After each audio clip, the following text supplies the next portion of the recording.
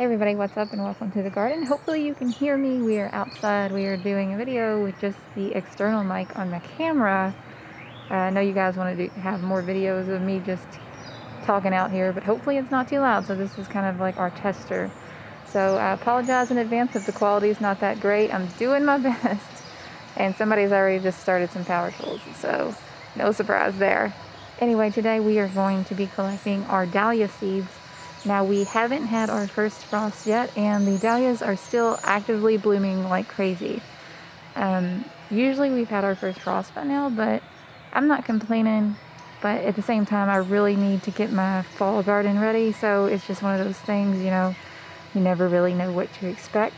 I actually stopped picking my dahlia flowers about 4 weeks ago now, so there has definitely been plenty of time for the bees to do some pollinating and the seed pods to really start developing those nice dahlia seeds that we want.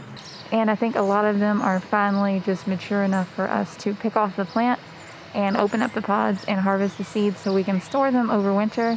And come springtime, we can have some really nice dahlia plants, hopefully. Now, before we get into this, it's important to note that I am not a dahlia growing expert. I'm very much just a grow things in your backyard home gardener. There are plenty of experts who grow for show and exhibition and that hybridize their own dahlia varieties.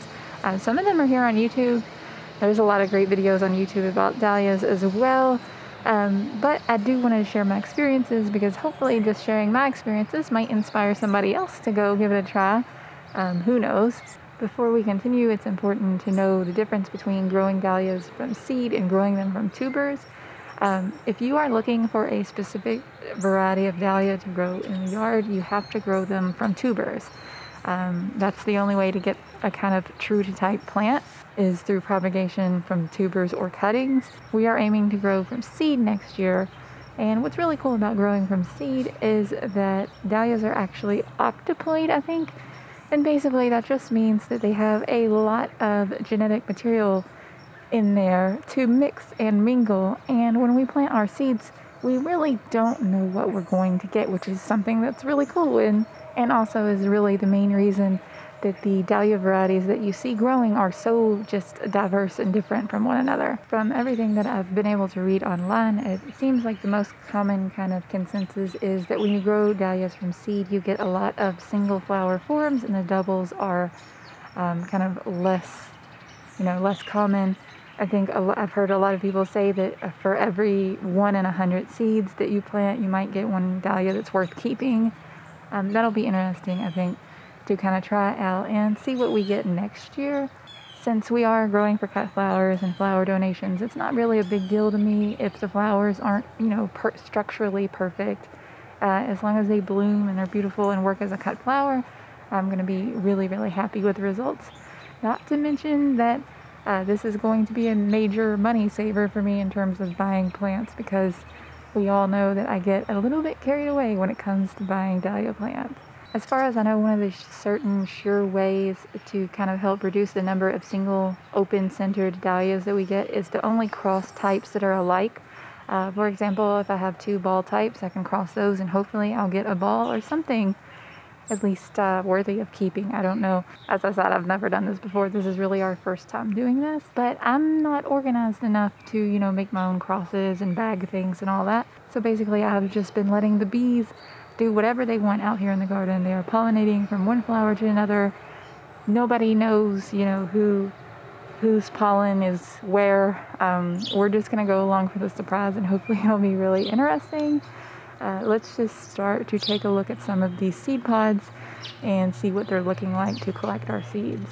So as you go to collect the dahlia seeds, you're really going to notice a lot of differences in how the seed pods are formed from one variety to the next. Ideally, we want these pods to shed their petals really, really easily because those petals can kind of get hung on there and get wet and moldy and really cause more problems than they do good. So what I like to do if I'm walking around the garden and I see some of these petals kind of hanging on, I'll just, grab them and drop the petals on the ground or get rid of them, throw them away, whatever. And that way we can make sure that our seed pod is developing the way it's supposed to. You can also notice the different types have kind of different shapes. For example, the anemone ones are kind of like full and ruffly, and they don't look, as neat and uniform as they're forming seeds. At least that's what I've noticed. But even still, they're in there developing seeds, so I'm not going to worry about it. I noticed that most of my really, really good seed pods are ones that have been pollinated really, really well. And when that pollination happens, they close all the way up, kind of like a cone. And in some varieties, it's completely closed to where you can't see anything. And in other types, I noticed mostly my ball varieties, you can see the little kind of ends where the petal had been attached. And you can see that seed development is really taking place in there, which is really exciting. I'm really eager to kind of crack these open and see what we have inside.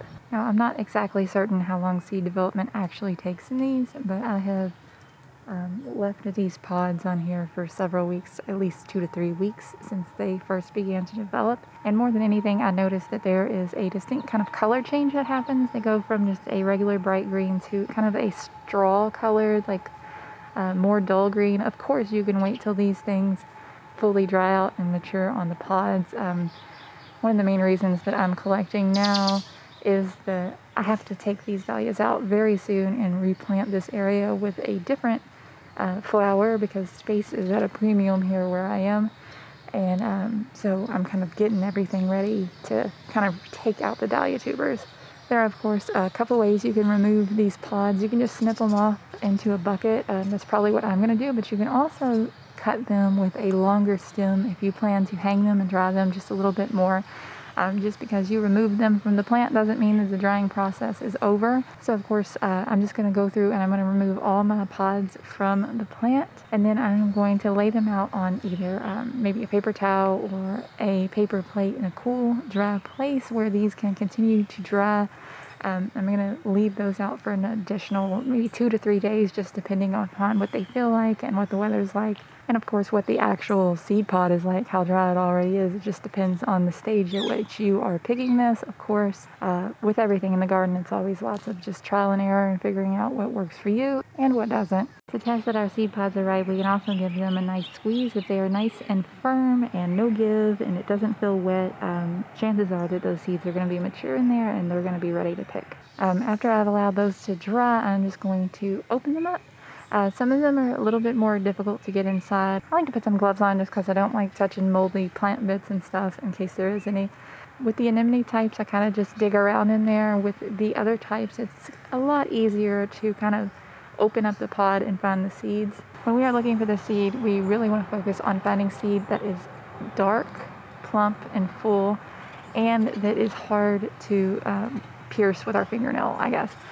So something that has a seed coat that is nice and hard and developed. If I'm able to pierce the seed coat, that seed is probably not mature or it's not dry enough. That's kind of my general rule of thumb whenever I collect seeds, is like make sure that the seed coat is nice and hard. And once I have harvested all those seeds out of there, I should also note that I did have a few weird discrepancies. You can see the regular dahlia seeds are just very much just this pointy looking seed. And I had a few seeds in my pods that look exactly like sunflower seeds. Now, I don't know if this is something that happens with dahlias, diversity in what the seeds look like, or I don't know, maybe a squirrel is just like playing a prank on me or something and sticking seeds in there. I have no clue. Just something to note. I'm going to save them and plant them. So just as I did when I picked the pods, I'm going to spread these seeds out on a paper plate or something, and again, store them in somewhere cool and dry and let them dry out even more. Usually I store these, let them dry for about a week. Once they are definitely dry, I'm just going to store them in a paper seed envelope until next year. Really, the hardest part of this whole process is just waiting patiently and the drying period, because of course, anytime we store seeds, we want to make sure that they are nice and dry to prevent any kind of mold growth or rot or anything like that during the storage. And hopefully we'll have a very floriferous next growing season with our dahlias from seed. It should be really interesting to see. You'll notice that when you pick underripe ones, they are very light in color. They are very soft, and they're almost like flexible. So these seeds are not ripe yet, unfortunately. I picked that pod a little too soon. And sorry for my dry, crusty hands, because I've been washing my hands like 300 times a day at work. And Does anybody know how to make a really good lotion? Because I need some help for real. That's really about it for this video. If you have any questions about growing dahlias or the dahlias from seed, let me know. Leave it down in the comments below. I'll try to get back to you as soon as possible. I know sometimes I get a little behind due to work and everything, but I generally try to respond within about a week or so to the comments and everything. Do you have any experiences growing from seed? I know there are a lot of single varieties like that you can grow from seed, like decorative varieties that are single flowered, but really in saving our own seed, we really want to try to hybridize our own variety and get something that's really cool that we can keep and propagate in the future. If you're new to the channel, be sure to subscribe if you liked it. We'd love to have you. We're just always trying to grow our little gardening community here. Be sure to share the video with a friend, hit the like button. Definitely leave a comment. It really helps in the algorithm, so I appreciate that so much. As always, the link to our Patreon and our blog and everything else is down in the description below if you want to check that out and get more information about what we're growing. I hope that you guys are having such an incredible day, and I'll talk to y'all later. Bye, guys.